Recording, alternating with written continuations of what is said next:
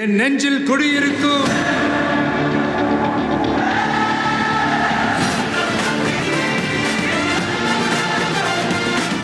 உங்க toilet cleaner bison toilet cleaner குவாலிட்டியை விட பெட்டர்னு நிரூபிச்சா உங்க மொத்த பணமும் ரீஃபண்ட். பைசன் டாய்லெட் கிளீனர் இப்போது 79 ரூபாயில்.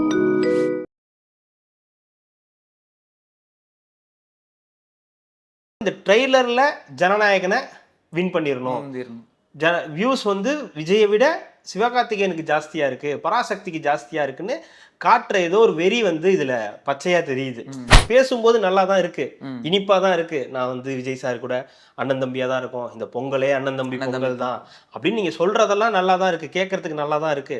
9ஆம் தேதி ஜனநாயகனை கொண்டாடுங்க, 10ஆம் தேதி பராசக்தியை கொண்டாடுங்க, இது ஒரு அண்ணன் தம்பி பொங்கல், மக்கள் வந்து இதெல்லாம் ஏத்துப்பாங்க, நீங்க அந்த இதையும் கொண்டாடணும், இதையும் பார்க்கணும், ஃபன்னா இருக்கணும், என்ஜாய் பண்ணணும், வைப் பண்ணணும்லாம் சொல்றீங்க.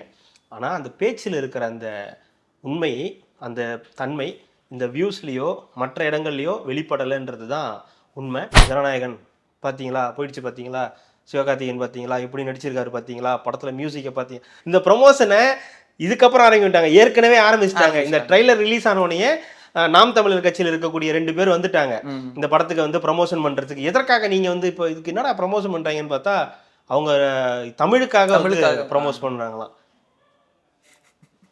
தெரியும் நீங்க எதுக்கு ப்ரமோஷன் தம்பிவான்னு கூப்பிட்டு தம்பியோட ஃபேர்வெல்ல வந்து ப்ரோமோட் பண்ண மாட்டாங்க. ஆமா, அதான் இப்ப எதிரி ஆயிட்டார்ல. அது ஏன்பா 4 வருஷம் கழிச்சு இன்னைக்கு, ஏன்னா மேனிஃபெஸ்டோல கொடுத்துருக்காங்க நாங்க வந்து மடிக்கணினி கொடுக்குறோம்னு சொல்லியிருக்காங்க. அது 4 வருஷம் கழிச்சு இப்பதான் கொடுக்கணுமா அப்படின்ற ஒரு கேள்வி ஒண்ணு. ஏன் இப்படி வச்சுக்கலாமே, ஒருவேளை 4 வருஷம் அதுதான் ஒரு 4 வருஷம் கழிச்சு கொடுத்துட்டாங்களேன்னு சந்தோஷப்படுறதா? அப்ப அந்த 4 வருஷம் படிச்சவன் ஏமாற்றம் தான் போவான். அதை நம்பி தானே ஓட்டும் போட்டிருப்பான். சரி நம்ம வந்தா நம்மளுக்கு வந்து மடிக்கணினி கொடுப்பாங்கன்னு தெரிஞ்சு தானே அவங்க எல்லாமே ஓட்டு போட்டிருப்பாங்க, சப்போர்ட் பண்ணியிருப்பாங்க. அப்போ அவங்களெல்லாம் ஏமாத்தின மாதிரி தானே இருக்கு. அப்போ அந்த 4 வருஷம் உங்களுக்கு பழைய இந்த ஸ்கூல் காலேஜ் படித்தவங்கள திருப்பி கூப்பிட்டு கொடுங்க. பழனி போயிருக்கீங்களா? அங்கே என்ன வைப்பாங்க? பஞ்சாங்கம் இருக்கும். சிவாஜி படத்தில் ரஜினி 2த்துலையும் இதில் இப்போ எல்லாத்துலேயும் கையெழுத்து போட்டுட்டு இருக்காரு. பொங்கலுக்கு 3000 போட்டுக்க, மடிக்கணினி போட்டுக்க அப்படின்னு எல்லா பக்கமும் சைன் போட்டுட்டு இருக்கு. இல்ல அடுத்த கூட்டத்துல வந்து சொன்னீங்களே செஞ்சீங்களா அப்படின்னு ஒரு கேட்டுற போறாங்க. தயவு செஞ்சு எல்லாத்தையும் முடிச்சு விடு. இன்னும் மோசமா கேட்பாங்க, சொன்னீங்களே செஞ்சீங்களாவ இன்னும் மோசமா கேட்கலாம். விஜய் வாழ்த்து சொல்றாருன்னா அது வந்து யோசிக்க வேண்டிய ஒரு விஷயம் தான். ஏன்னா அவர் வாழ்த்து வந்து இதுல சொல்லுவாரு, அறிக்கையில சொல்லுவாரு, முதலமைச்சருக்கு யாருக்காவது சொல்லும் போது. ஆனா கனிமொழிகளுக்கு போன்ல வந்து வாழ்த்துனா ஒரு ட்விஸ்ட், நீங்க வந்து ஒரு தலைமையா இருக்கணும், அடுத்த நீங்க ஒரு நல்ல தலைவர் அப்படின்றத அவங்களுக்கு உணர்த்துற மாதிரி. எப்ப உதயநிதி ஸ்டாலினை தாண்டி இவங்களை வந்து அந்த இடத்துக்கு நகர்த்துறதுன்ற மாதிரியான ஒரு செயல். நீங்க ஒரு ஆளு அப்படின்னு சொல்லி இவனுக்கு ஏன் கால் பண்றான் அப்படின்ற மாதிரி அவங்க யோசிக்கணும் அப்படின்ற மாதிரியான ஒரு மூதான். நல்ல மூதான், நல்லா தான் இருக்கு. கனிமொழிக்கு விஜய் வாழ்த்து சொல்றதுன்றது நல்ல மூதான். பெட்ரோலுக்ஸ் நேயர்களுக்கு வணக்கம். இன்றைய கார்த்திக் விஷன் நிகழ்ச்சியில் தமிழகத்தில் நடக்கும் அரசியல் நிகழ்வுகளை பற்றி விவாதிக்கலாம். வணக்கம் கார்த்திக். வணக்கம் ஜோ. நேற்றுக்கு பராசக்தியோட அந்த ஆடியோ லான்ச் நம்ம பார்த்தோம், சிவகார்த்திகேயன் ஸ்பீச்சையும் பார்த்தோம். அதுக்கு தகுந்த மாதிரி இன்னத்துக்கு இந்த ரிலீஸ் பண்ணது ட்ரெய்லரும் ரிலீஸ் பண்ணாங்க. ட்ரெய்லரும் பார்த்தோம், ஒரு நல்ல கண்டென்ட் தான் அது. அந்த காலகட்டத்தில் நடந்த கண்டென்ட்டு, இந்த இந்திய எதிர்ப்புக்காக போராட்டம் பண்ண கண்டென்ட்டு. அந்த கண்டென்ட் வைஸ்லலாம் நம்மளுக்கு எந்த ஒரு பெரிய விமர்சனம் அதெல்லாம் இல்லை. நல்ல கண்டென்ட்டை வந்து நம்ம வரவேற்கணும். முதல் எஸ்கேவோட ஸ்பீச்சு, அந்த பராசக்தி படத்தை பற்றி, அந்த ட்ரெய்லரை பற்றி உங்களோட கருத்து? பராசக்தி ட்ரெய்லர் அதுவும் வந்து எதிர்பார்க்கப்பட்ட ஒரு ட்ரெய்லர் தான். ஏன்னா ஜனநாயகனுடைய ட்ரெய்லர் எப்போவுமே தெரியும், விஜயர்களுடைய படம் அதோடைய ட்ரெய்லர் அப்படின்னாலே அதுக்கான அந்த வியூஸ் அப்படின்றது எப்படி இருக்கும், எப்படி எவ்வளோ ரீச் ஆகும், அந்த டைலாக்ஸ் எப்படி ரீச் ஆகும் அப்படின்றதுலேருந்து இந்த இண்டஸ்ட்ரிக்கு எல்லாருக்குமே வந்து தெரியும். ஏன்னா ஃபேன் ஃபாலோயிங் அந்த அளவுக்கு இருக்கிறதுனால, வேர்ல்டு வைடு ஃபேன் ஃபாலோயிங் வச்சுருக்கிறதுனால, இங்கெல்லாம் தமிழர்கள் இருக்காங்களோ அவங்க எல்லாமே வந்து அவருக்கு ஒரு ஃபேன் ஃபாலோயிங் இருக்கிறதுனால அந்த வியூஸ் வந்து அவ்வளோ வியூஸ் போகிறதுன்றதுல ஒன்றும் பெரிய இது கிடையாது. ஏன்னா பொதுவாகவே அவரோட அந்த இந்த ட்ரெய்லராக இருக்கட்டும், டீசராக இருக்கட்டும், சாங்ஸாக இருக்கட்டும், அந்த ரெக்கார்டை இது பண்ணுறது எல்லாமே அவரோட படங்கள் தான் பெரும்பாலும் பிரேக் பண்ணும். அவருக்கும் அஜித்துக்கும் அவருக்கும் தான் போட்டி இருக்கும். ஒன்று இவர் இது பண்ணும், அவர் இது பண்ணும், இல்லை 2 பேருக்கும் அந்த ஈக்குவல் ஒரு கொஞ்சம் கம்மியாக இருக்கிற மாதிரி ஏதாவது ஒன்று நடக்கும். இப்போது திடீர்னு பார்த்தா விஜயோடைய இந்த ஜனநாயகன் படத்தினுடைய அந்த ட்ரெய்லர் வந்து இதுவரைக்கும் இப்போ நம்ம பார்த்துருக்க வரைக்குமே 36 மில்லியன் வந்து வியூஸ் போயிருக்கு. சிவகார்த்திகேயன் படத்தோட பராசக்தி, இது வெறும் சிவகார்த்திகேயன் படம் கிடையாது, சிவகார்த்திகேயன், ரவிமோகன், அதர்வாலா நடித்த இந்த படத்துக்கு ஒட்டுமொத்தமாக சேர்ந்து இது வரைக்கும் இன்னும் 24 ஹவர்ஸ் கூட ஆகலை, 31 மில்லியன் வியூஸ் வந்து வந்துருச்சு. அப்படின்றது இண்டஸ்ட்ரியே வந்து கலகலத்து போச்சு. என்ன என்ன ப்ரோ இந்த மாதிரி பண்ணிட்டீங்க அப்படின்ற மாதிரி. ஏன் 31 மில்லியன் வரக்கூடாதான்னா 31 மில்லியன் வரக்கூடாதுன்னு யாரும் சொல்லலை. ம் கடைசியா நடிச்ச சிவகார்த்திகேயன் நடிச்ச மதராசி படத்தோட ம் ட்ரெய்லருடைய அதிக இந்த லைஃப் டைம் வியூஸே 20 மில்லியன்ஸ் தான். ம் 20 தான் ஓவராலாகவே முடிச்சிருக்கிறதே 20 மில்லியன்ல தான் வந்து முடிஞ்சிருக்கு. ஸோ அப்போ நீங்க இப்போ ஒரே நாள்ல 24 ஹவர்ஸ்ல நீங்க வந்து 31 மில்லியனை வந்து தாண்டி தாண்டிடுச்சு. போயிட்டீங்களான்னு ஒரு கேள்வி வரும்போது அங்க இந்த வியூஸ்க்கான அந்த இது வந்து வருது, பிரச்சனை வருது. எப்படி திடீர்னு இப்படி போகும் அப்படின்னு சொல்லி அதுக்கப்புறம் இணையத்துலலாம் பார்க்கும்போது ஏதோ சம்திங் நடந்திருக்குது. அதாவது What views ன்னு ஆமா, ஏதோ ஒன்று அந்த வியூஸ்க்கான இந்த யூடியூப்ல வியூஸ்க்கான ஏதோ ஒரு இதை வந்து பெரிய அளவில் வந்து இதை வந்து செஞ்சுருக்காங்க அப்படின்றது தெரியுது. ஏன்னா அதுக்கு அதோட கமெண்ட்ஸாக இருக்கட்டும், அதோட லைக்ஸ் இதெல்லாம் கம்பேர் பண்ணும்போது இந்த வியூஸ் மட்டும் எங்கேயோ காட்டுது. அதுக்கும் இதுக்கும் சம்மந்தம் இல்லாது. அதாவது இந்த ட்ரெய்லரில் ஜனநாயகனை வின் பண்ணிடணும், முந்திரணும். வியூஸ் வந்து விஜயை விட சிவகார்த்திகேயனுக்கு ஜாஸ்தியா இருக்கு, பராசக்திக்கு ஜாஸ்தியா இருக்குன்னு காட்டுற ஏதோ ஒரு வெறி வந்து இதுல பச்சையா தெரியுது. ஏன்னா நீங்க சிவகார்த்திகேயனுடைய பொட்டன்ஷியல் என்ன, அவருடைய இப்போ நான் சொல்றேன், நான் ஃபியூச்சரை பத்தியே போகல, இப்போ அவருக்கு இருக்கிற ஃபேன் பேஸ் என்ன, இப்போ அவருக்கு கொடுக்கக்கூடிய அந்த மார்க்கெட் என்ன, இப்போ அவருக்கு அந்த யூடியூப்ல அவருடைய வீடியோ வந்தா, அவருடைய அந்த ட்ரெய்லர் வந்தா என்ன ரேஞ்ச் போகும் அப்படின்றது நீங்க யோசிச்சு பாருங்க. ஏஆர் முருகதாசன் ஒரு பெரிய டைரக்டர், ஓகேங்களா? அங்கேருந்து அனிருத் கூட சிவகார்த்திகேயன் வச்சு ஒரு படம் பண்ணுறாரு. விஜய், அஜித், விஜய், ரஜினி இவங்களையெல்லாம் வச்சு, சல்மான் கான் எல்லாரையும் வச்சு படம் எடுத்தவர் ஒரு சிவகார்த்திகேயன் வச்சு படம் எடுக்கும்போது அந்த படத்துக்கான ஹைப்பே இருக்கும்போது அதுக்கே அதிகபட்ச வியூஸ் 20 மில்லியன் தான் போயிருக்கணும் போது இந்த படத்துக்கு உடனடியாக 24 ஹவர்ஸ்க்குள்ளே 31 மில்லியன்ஸ் அப்படின்னா அப்போதான் நோக்கம் இருக்குது அப்படின்றது இதில் உறுதியாக நமக்கு வந்து தெரியுது. இதோட பேஸில் தான் நீங்கள் எஸ்கேவோட ஸ்பீச்சையும் வந்து எடுத்துக்கணும். ஆமாம், இப்போ எஸ்கேவோட ஸ்பீச்சில் என்ன சொல்கிறாரு, அவர் நிறைய சொன்னார். அவர் சரியாக சொல்லாமா தெரியும் தெரியல, யாரோ மனசுக்குள்ளே போய் ரஜினின்னு சொல்லிட்டாங்க, நீங்கள் தான் சூப்பர் ஸ்டார் அப்படின்னு யாரோ போய் பதிய வச்சுட்டாங்க.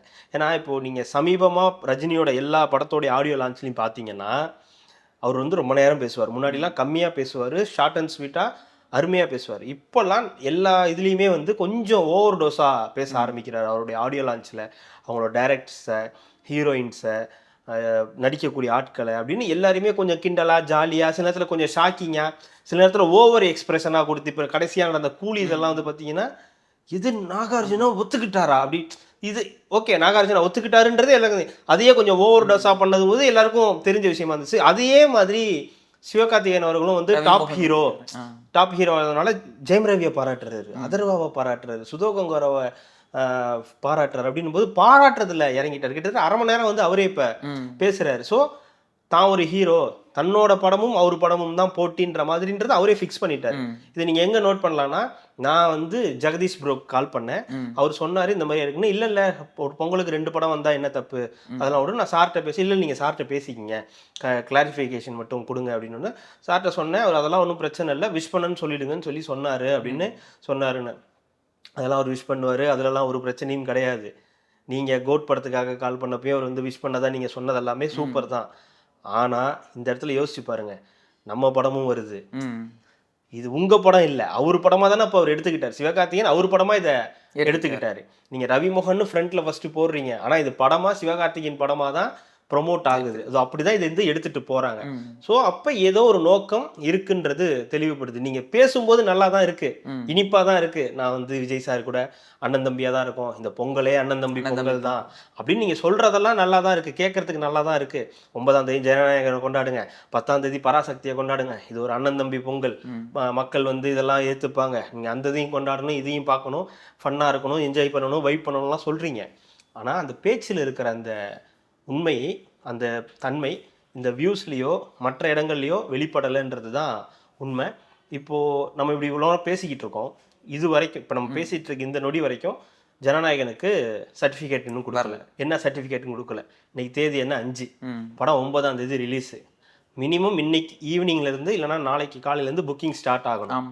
ஸோ அப்போ தான் அந்த 3 நாளில் உங்களுக்கு புக்கிங் ஆகிறதுக்கான அந்த இதெல்லாம் இருக்குது. ஏன் இப்போ தடுக்கிறீங்க?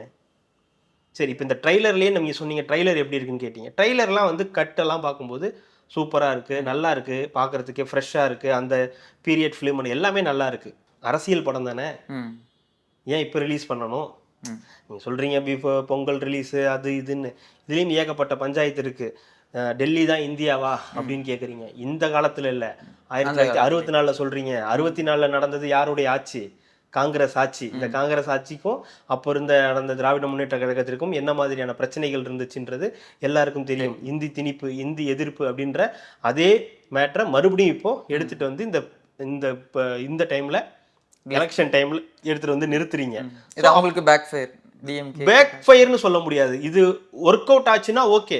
அதாவது இப்போ அதை ப்ரொமோட் பண்ணுவாங்க. இன்னமும் இந்த பிஜேபி எதிர்ப்பு, ஹிந்தி எதிர்ப்பு, இப்போ இதுல அண்ணாவை காட்டுறாங்க, புரியுதுங்களா? அண்ணாவை காட்டாங்க.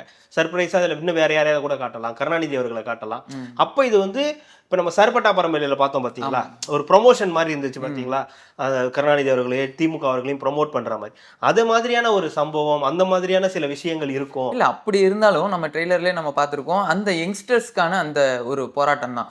அந்த காலத்துல ஒரு யங்ஸ்டர்ஸ் எல்லாருமே எந்த அளவுக்கு ஒரு துணிச்சலான ஒரு போராட்டங்கள்லாம் மேற்கொண்டு எதிர்கொண்டு எல்லாமே வந்திருக்காங்கன்றப்போ, இந்த காலத்துல அப்படி இல்லை அப்படின்றப்போ இது நம்ம வந்து கனெக்ட் பண்ணிக்க முடியும். இல்ல இந்த காலத்துல அப்படி இல்லைன்னா இந்த காலத்துல அது தேவையில்லை. இந்த காலத்துல அந்த மாதிரி விஷயங்கள் இல்லைனாலும் பொதுவா ஒவ்வொரு விஷயத்துக்குமே அது இந்த ட்ரெண்ட் மாறிடுச்சு. நம்ம வேற ஒரு யுகத்துல இருக்கோம், டிஜிட்டல் யுகத்துல இருக்கோம். நம்மளோட எதிர்ப்பை எப்படி காட்டுறோன்றதுலயும் 1000 விஷயங்கள் இப்ப மாறிடுச்சு. இப்ப நம்ம மெரினா மாதிரி போய் போராட்டம், ஜல்லிக்கட்டுக்கான போராட்டம் மாதிரி இப்ப இன்னொரு நடக்குமான்னு கூட எனக்கு தெரியல. ஏன்னா காலங்கள் மாறிக்கிட்டு இருக்கு.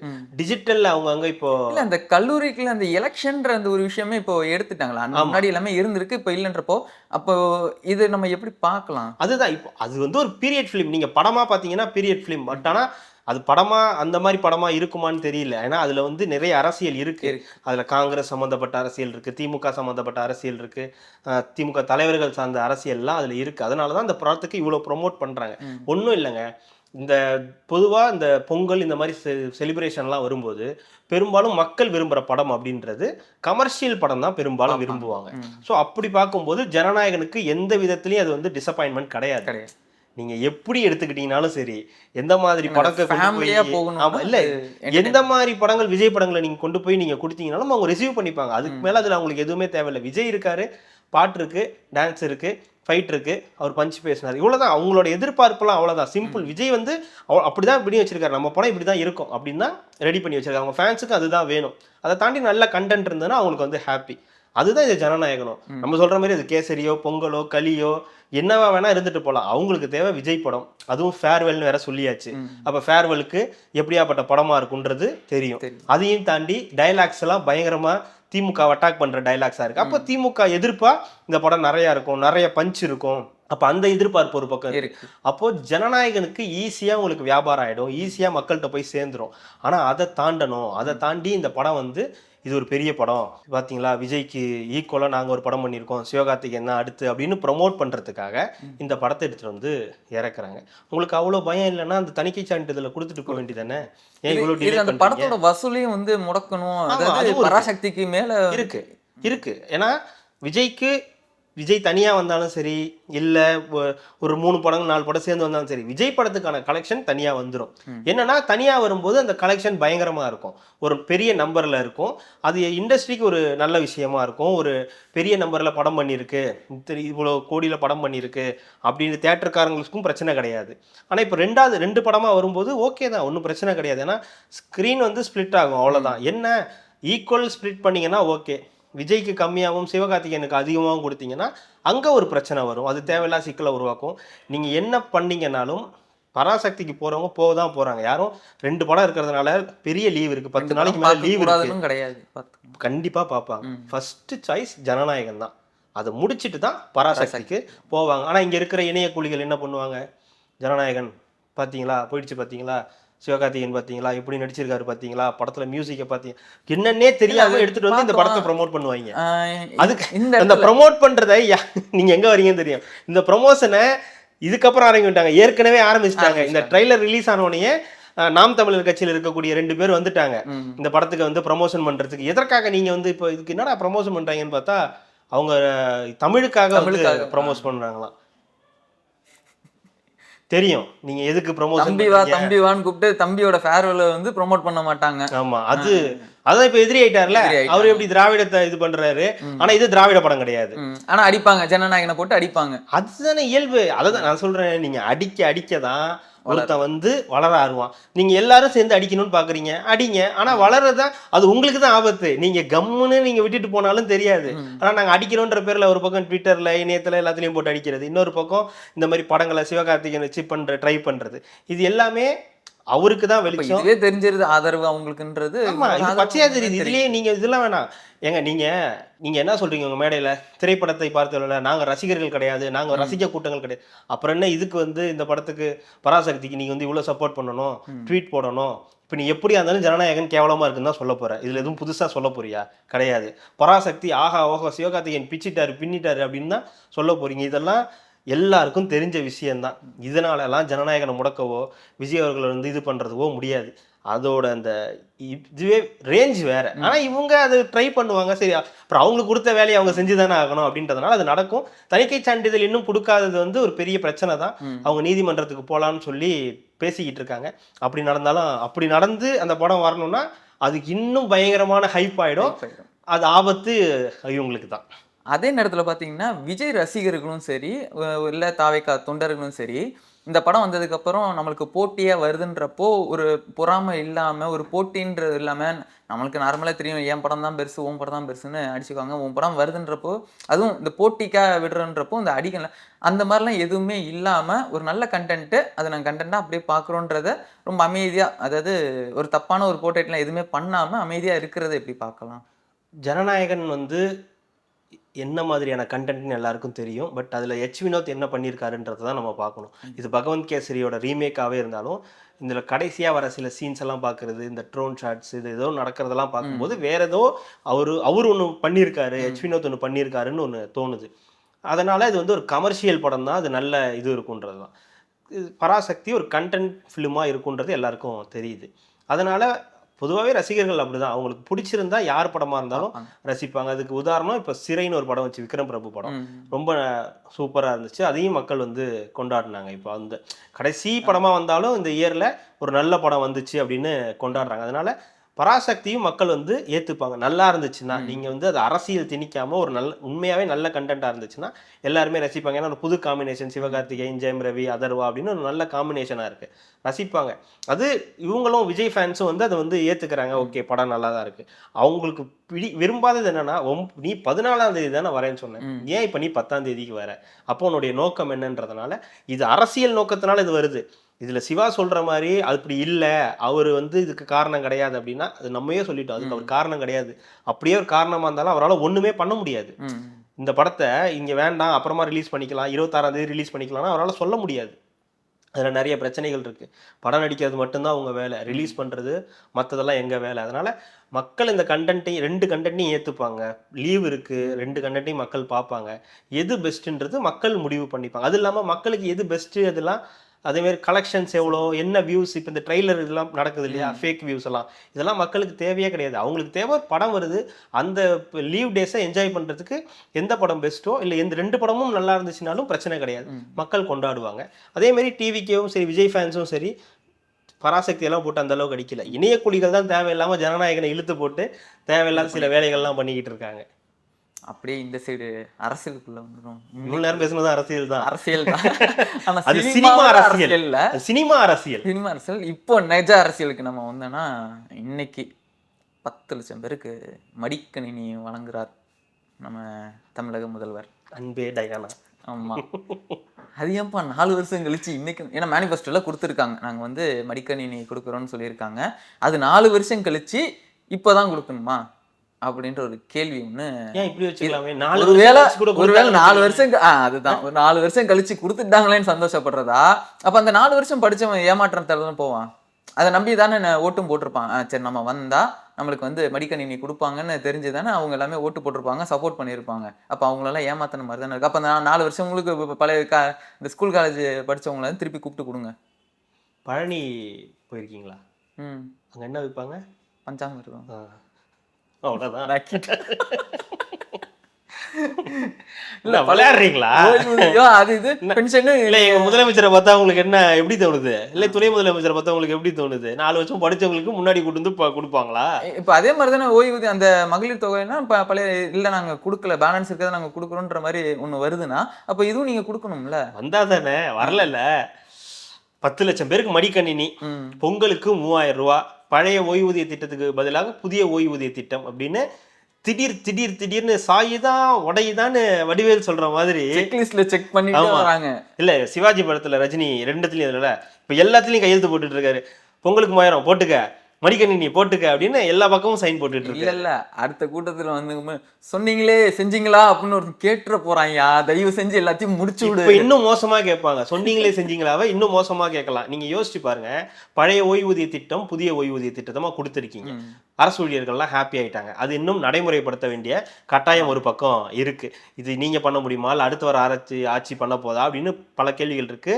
அந்த ஜாக்டோஜி அமைப்பினர் அடுத்தும் சொல்லியிருக்காங்க, இன்னும் முடியல, நீங்க இந்த நிதிநிலை ஆண்டுல இதை பண்ணணும், பிப்ரவரி 1ஆம் தேதிக்குள்ள இது வந்து நீங்க இது பண்ணணும் அப்படின்ற மாதிரிலாம் சில விஷயங்கள் கண்டிஷனா சொல்லியிருக்காங்க. அது ஒண்ணு. 3000 ரூபாய் கொடுக்குறேன்னு இருக்கீங்க. ஆட்சிக்கு வந்தப்ப கொடுத்தீங்களா, அதுக்கப்புறம் அடுத்த ஒரு தடவை கொடுக்கல, அதுக்கப்புறம் நடுவில் கொடுக்கல, மறுபடியும் அடுத்து இப்படியே போயிட்டு இருக்கு. எதிர்கட்சியா இருக்கும்போது 5000 கொடுங்க, 9000 கொடுங்க, 13000 ரூபாய் கொடுங்கன்னு இஷ்டத்துக்கு வாயில வர நம்பர் எல்லாம் சொல்ல வேண்டியது. ஆளுங்கட்சியா வந்து உட்கார்ந்ததுக்கு அப்புறம் என்ன கொடுக்குற 3000, இப்ப எடப்பாடி பழனிசாமி 5000 கொடுங்கன்றாரு. இல்ல இந்த 4 வருஷத்துல 2 தடவை கொடுக்கல. ஒரு தடவை 1000 ரூபாய் என்னமோ கொடுத்துருக்காங்க, ஒரு தடவை 1500 கொடுத்துருக்காங்க. இந்த தடவை வந்து ஒரு 3000 ரூபாய் கொடுக்குறாங்க. ஆமா, ஓட்டு போடு. இதுல மறைக்கிறதுக்குலாம் இதுல 3000 ரூபாய் கொடுத்துருக்காங்க, ஓட்டு போடு.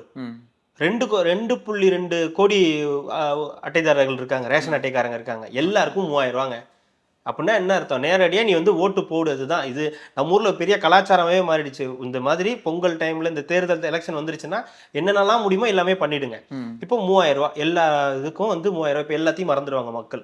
இது வரைக்கும் இந்த ஆட்சியில நடந்த சம்பவங்கள் எல்லாத்தையும் மறந்து, தூய்மை பணியாளர்கள் பிரச்சனை, அரசு ஊழியர்கள் பிரச்சனை, அங்கன்வாடி பிரச்சனை, கிட்னி திருடினது, அது இதுன்னு மணல் கொள்ளை, கனிம வள கொள்ளை எல்லாத்தையும் மறந்துட்டு இந்த 3000 ரூபாய் வாங்கிட்டு போய் ஓட்டு போட்டுருவாங்க அப்படின்ற ஒரு எண்ணம் பொதுவாகவே அரசியல் தலைவர்களுக்கு இருக்கு.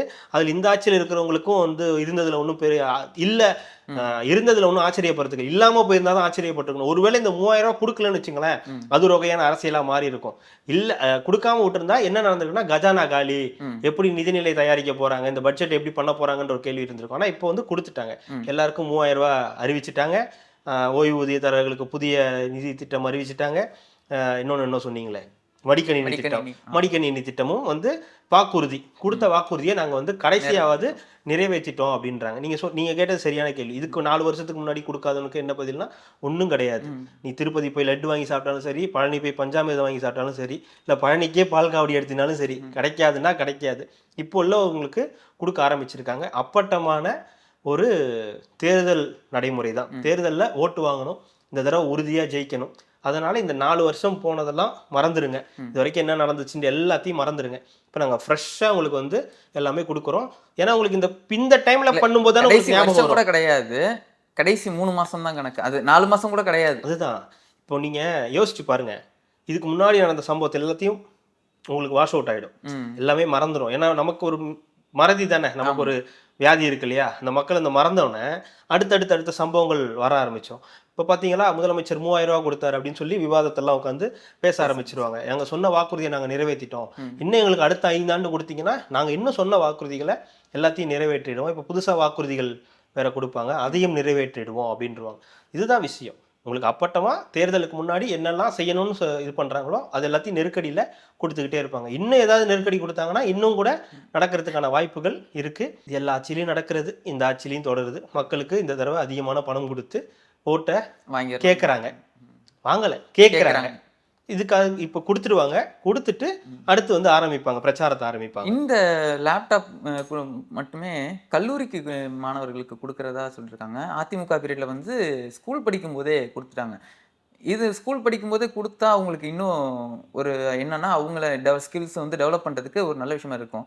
இங்கே காலேஜுக்கு படிக்கும் வரும்போது கொடுக்குறாங்க அப்படின்றப்போ இது நம்ம அதுக்கு ஏதாவது நொரநாட்டியம் பேசுவாங்க. நாங்கள் யாருக்கு கொடுத்தா என்ன, எதுக்கு கொடுத்தா என்ன, எப்படி கொடுத்தா என்ன, நாங்கள் மடிக்கணினி கொடுத்தோம், அதுவும் அப்டேட் வெர்ஷனில் கொடுத்துருக்கோம், இவ்வளோ பேசுவாங்க. தேவையில்லாத 3 வருஷம் படிக்கிறவங்க கிட்ட ஒரு 2வது வருஷம் கொடுக்கணும், அடுத்த வருஷம் முடிச்சா அடுத்தது அவன் வேலைக்கு போயிடலாம். நீங்களே பார்த்துருப்பீங்க, அந்த ஏடிஎம்கே பீரியடில் கொடுத்தப்ப அந்த லேப்டாப் வந்து பார்த்தீங்கன்னா ஸ்கூல் பசங்களுக்கு தான் கொடுத்தாங்க. அது நிறைய உபயோகப்படுத்தினாங்க. அவங்க காலேஜ் வர வரைக்கும், காலேஜில் படிக்கும் போதும் அவங்களுக்கு வந்து நிறைய யூஸ் பண்ணி. இப்போ நீங்கள் காலேஜில் படிக்கிறவனுக்கு கொடுக்குறீங்கன்னா அது என்ன மாதிரியான யூஸு? அவன் அடுத்து படிச்சு 2-3 வருஷத்துல வேலைக்கே போக ஆரம்பிச்சு அவனே ஒரு லேப்டாப் வாங்கிடுவான். அவனுக்கு தேவைன்னா அவனே ஒரு லேப்டாப் வாங்கிடுவான்.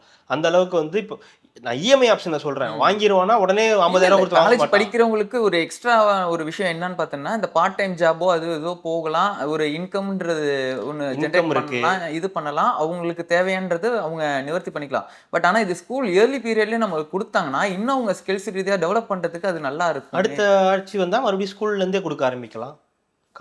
4வது வருஷத்துல. 4வது வருஷத்துல நான் எப்போ வேணாலும் 5வது வருஷம் முடிய போற 3 நாளைக்கு முன்னாடி கூட கொடுக்கலாம், வாய்ப்பு இருக்கு. அது மாதிரி இது எல்லாமே இந்த ஸ்கீம் எல்லாமே இப்ப நெருக்கடியில பண்றது தான். ஏன்னா இப்ப நிறைய பிரச்சனைகள், ஏடிஎம்கே பிஜேபி ஒரு பக்கம் இல்ல அலைன்ஸ். இது வந்து விஜய் அவர்கள் வந்து அதுதான். ஒரு குரல் எடுக்கிறாரு அப்படின்றப்ப இது திருப்பி இவங்க எல்லாம் கேட்டுருவாங்களோன்ற ஒரு பயத்திலே எல்லா அவசர பயமும் கதியில இருக்கு. இல்ல ஜோ, எல்லா பயமும் இருக்கு. தேர்தல் நெருங்கிடுச்சு, நிறைய பிரச்சனைகள், ஒரு பக்கம் எதிரிகள், ஒரு பக்கம் விஜய், ஒரு பக்கம் ஏடிஎம்கே பிஜேபி அலைன்ஸ், ஒரு பக்கம், எப்படி ஏகப்பட்ட சோதனைகள் ஒரு பக்கம் இருக்கிறதுனால இப்போதைக்கு எதை கொடுத்தா இதெல்லாம் அமைதிப்படுத்த முடியும்னா, இந்த மாதிரி பொங்கலுக்கு பைசா, இந்த மாதிரி ஓய்வூதிய திட்டம், மடிக்கணினி திட்டம், இதெல்லாம் நாங்கள் கொடுத்துட்டோம் அப்படின்னு சொல்லி இதை சால்வ் பண்ணுறதுக்காக தான் இதெல்லாம் நடக்குதே தவிர ஸ்பெஷலாக இந்த கடன் சுமை திருப்பி இவங்கள தானே வந்து பாதிக்கும். நம்மளை வந்து பாதிக்கும். யாரை வந்து பாதிக்க போகுது? இல்லை நம்மளை பாதிக்காது. நமக்கும் கடனுக்கு என்ன சம்பந்தம்? இல்லை, நமக்கும் கடனுக்கு அதை சொன்னால் கோவப்படுவாங்க.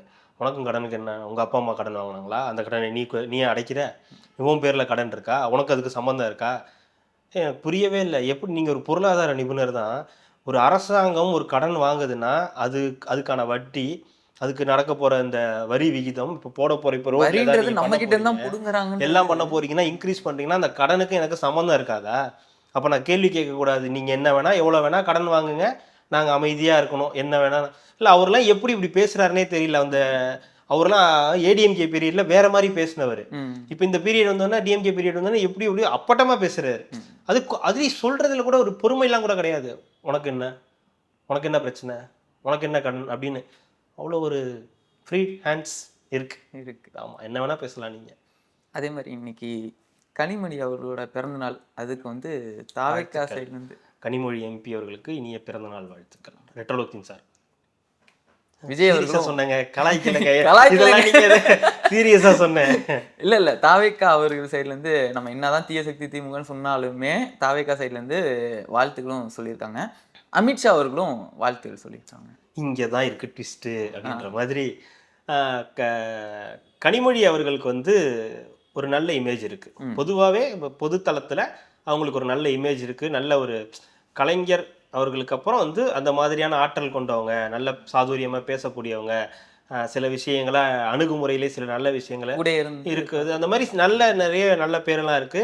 திமுகலே அவங்களுக்கு வந்து ஒரு நல்ல பேர் இருக்கு. ஆனால் அவங்களுக்கு இந்த மாதிரி பதவி வந்து அவங்கள டெல்லியிலேயே வச்சுக்கிறது, தமிழ்நாட்டு அரசியலுக்குள்ளாரே கொண்டு வராம நீங்க டெல்லியவே பார்த்துங்கன்னு சொல்லி டெல்லி பக்கமே அவங்கள தள்ளி விடுறது எல்லாருக்கும் தெரிந்த ஒரு விஷயம் தான். இங்க வந்து அவங்களுக்கு வேற ஒரு இமேஜ் வந்துடும், அவங்களுக்கு வேற ஒரு கலர் வந்துடும், அவங்களுக்குன்னு ஒரு பவர் வந்துரும்ன்றதுனால டெல்லியை மட்டும் நீங்க பாத்துங்கன்னு சொல்லி அவங்கள்ட்ட கொடுத்து அழகிரி அவர்களை ஒதுக்கின மாதிரி. ஆமா, அவர் வந்து வேற, அவரோட கதையே வேற. இல்ல அவரு இங்க தமிழ்நாட்டு அரசியல்ல எப்படி ஒதுக்குனாங்களோ அது மாதிரி அவருக்குன்னு ஒரு ஏரியா தென்பகுதின்னு சொல்லி ஒதுக்கின மாதிரி இவங்களை வந்து டெல்லிக்குன்னு ஒதுக்கிட்டாங்க.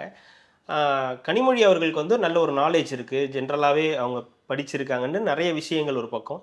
இன்னொரு பக்கம் இது ஒரு ட்விஸ்ட் என்னன்னா, ஸ்டாலின் அவர்களுக்கு உதயநிதிக்கெல்லாம் வாழ்த்து தெரிவிக்காம நேரடியாக கனிமொழிக்கு வந்து அமித்ஷா வாழ்த்து தெரிவித்து கூட நம்ம ஏற்றுக்கலாம். ஏன்னா அவர் ஒரு எம்பி, இவங்க ஒரு எம்பி. விஜய் வாழ்த்து சொல்றாருன்னா அது வந்து யோசிக்க வேண்டிய ஒரு விஷயம்தான். ஏன்னா அவர் வாழ்த்து வந்து இதுல சொல்லுவாரு, அறிக்கையில சொல்லுவாரு, முதலமைச்சருக்கு யாருக்காவது சொல்லும்போது. ஆனா கனிமொழி அவர்களுக்கு போன்ல வந்து வாழ்த்து தெரிவிக்கன்னா ஒரு ட்விஸ்ட். நீங்க வந்து ஒரு தலைமையா இருக்கணும், அடுத்த நீங்க ஒரு நல்ல தலைவர் அப்படின்றத அவங்களுக்கு உணர்த்துற மாதிரி, எப்ப உதயநிதி ஸ்டாலினை தாண்டி இவங்களை வந்து அந்த இடத்துக்கு நகர்த்துறதுன்ற மாதிரியான ஒரு செயல். நீங்க ஒரு ஆளு அப்படின்னு சொல்லி இவனுக்கு கால் பண்றான் அப்படின்ற மாதிரி அவங்க யோசிக்கணும் அப்படின்ற மாதிரியான ஒரு மூவ் தான். நல்ல மூவ் தான், நல்லா தான் இருக்கு. கனிமொழிக்கு விஜய் வாழ்த்து சொல்றதுன்றது நல்ல மூவ் தான். அமித்ஷா பேசுறதுல ஆச்சரியம் கிடையாது உங்களுக்கு. ஆனா என்ன கொடுமைன்னா, அமித்ஷா இப்பதான் நேத்து தான் வந்து இது பேசியிருந்தாரு, மீட்டிங்ல வந்து பேசியிருந்தாரு, திமுகவை வீட்டுக்கு அனுப்பணும், திமுக ஒரு தீய சக்தின்ற மாதிரி அவரும் வந்து பேசியிருந்தாரு. குடும்ப ஆட்சிக்கு முற்றுப்புள்ளி வைக்கணும்னு சொன்னார். அதே குடும்ப ஆட்சியில் இருக்கக்கூடிய கனிமொழி அவர்களுக்கு வாழ்த்து சொல்றாருன்னா அது ஓகே, ஏதோ ஒன்று சம்திங் நடக்குது, அது கனிமொழியை வச்சு மூவ் பண்றாங்க அப்படின்றது மட்டும் நல்லா தெரியுது. உடனே அமித்ஷாவும் விஜயும் வாழ்த்து சொன்னாரோன்னா உடனே பிஜேபின்னு கூடாது, உடனே அவங்க பிஜேபி பி டீம் அப்படின்னு கூடாது. ஏன்னா இதை எடுத்துட்டு வருவாங்க பார்த்தீங்களா, அமித்ஷாவும் வாழ்த்து தெரிவிக்கிறாரு, விஜயும் வாழ்த்து தெரிவிக்கிறாருன்னு. இன்னும் யாரெல்லாம் வாழ்த்து தெரிவிச்சாங்க நமக்கு தெரியாது. இதை தான் வந்து பெருசா சொன்னாங்க. யார் பெரிய ஆட்களோ அவங்கள மட்டும்தான் செய்தியில சொல்லுவாங்க, மற்றவங்களை எல்லாம் சொல்லலை. நம்ம என்ன பண்றது அதுக்கு? தாவேக்கால புதிதாக இணைந்தவர்கள் பற்றி இன்னைக்கு ஒரு 20 பேர் வந்து இணைஞ்சிருக்காங்க. காமராஜர் அவர்களோட பேத்தி போன்றவங்க நிறைய பேர் ஏடிஎம்கேல அதாவது இருந்தவங்க. ரொம்ப பரவலா பெரிய பேர் தெரியாத நபர்கள் தான். ஆனா அந்தந்த இடங்கள்ல சுற்று வட்டாரங்கள்ல அவங்களுக்கான இமேஜ் இருக்கிற ஒரு நல்ல ஒரு 20 பேரை வந்து திமுக இது அதிமுக அப்படின்ற மாதிரியான நபர்கள், சுயேட்சையாக வெற்றி பெற்றவங்கன்னு நிறைய பேர் வந்து 20 பேர்கிட்ட வந்து சேர்த்துருக்காங்க. இப்போ கொஞ்சம் மறுபடியும் ஸ்பீடப் ஆரம்பிக்கிறாங்க. கட்சியில் நிறைய பேரை வந்து சேர்க்குறாங்க.